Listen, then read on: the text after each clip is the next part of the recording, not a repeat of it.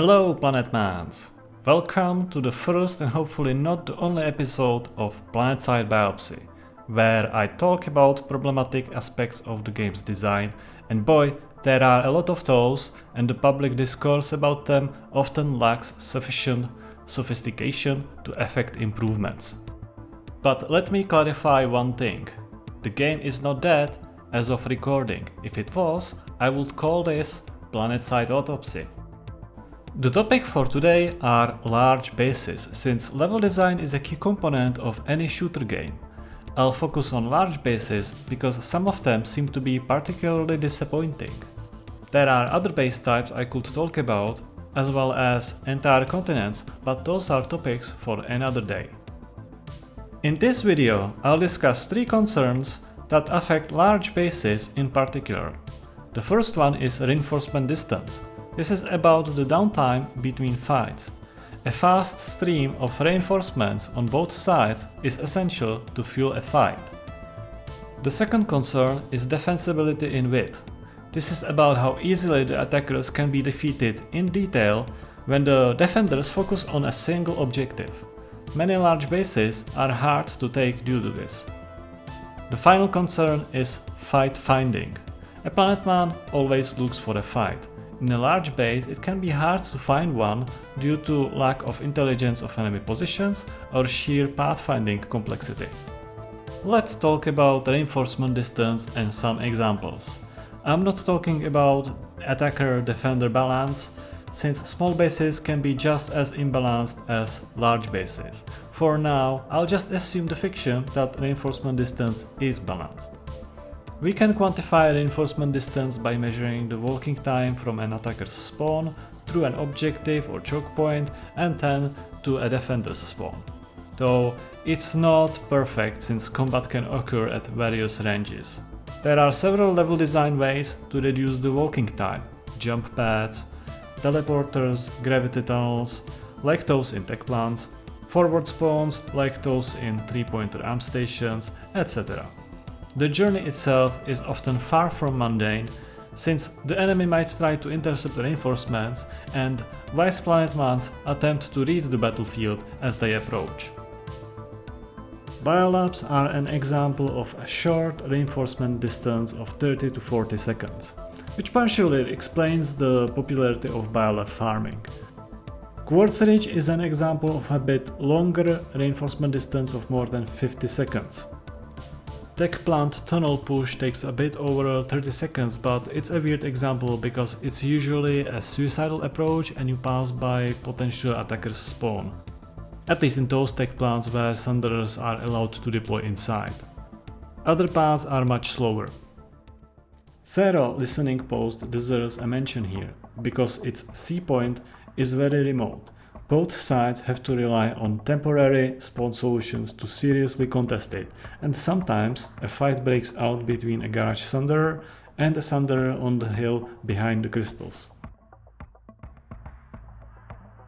In a real war, you often have defense in depth. But this is Planetside, where you win by holding objectives, and most assaults start by the attackers taking objectives before defenders appear in numbers, so the roles are somewhat reversed. If the defenders can focus on one capture point out of 3 and take it back, it doesn't sound like much, but it slows down the overall capture speed threefold. It's a lot, and as a result, the attackers have to maintain numerical parity, if not advantage, much longer, and if they do, those troops might be missed elsewhere. Base design can mitigate this in several ways. The objectives can be clustered together so the attacker does not have to spread as much and can respond by rotating or merely firing at the approaching defenders. Biolabs are a good example. If the attackers are holding both A and C, there is some degree of crossfire no matter which point the defenders decide to focus on. And the distance between the points is short enough for the attackers to effectively counterpush.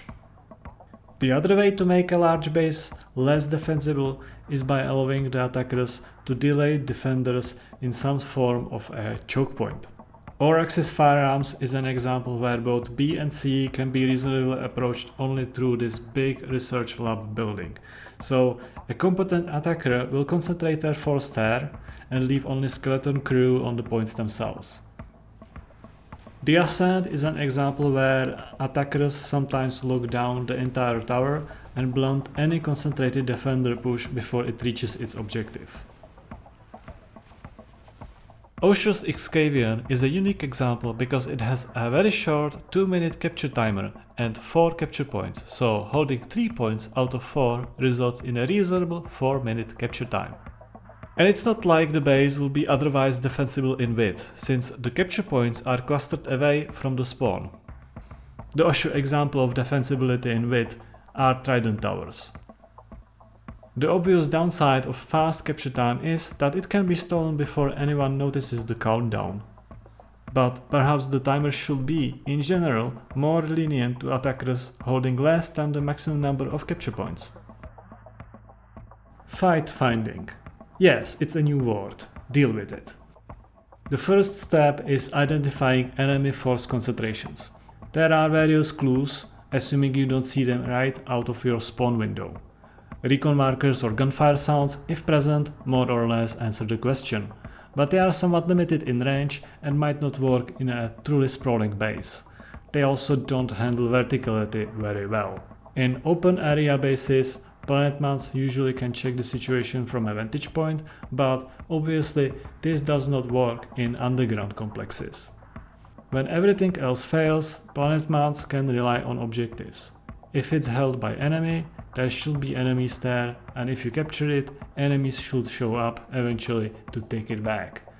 The only problem is, it sometimes takes time for an appropriate force to arrive.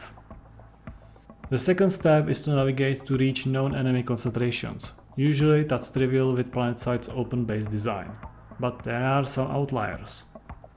One-pointer amp stations can create a situation where the attackers hold the point but shields are online.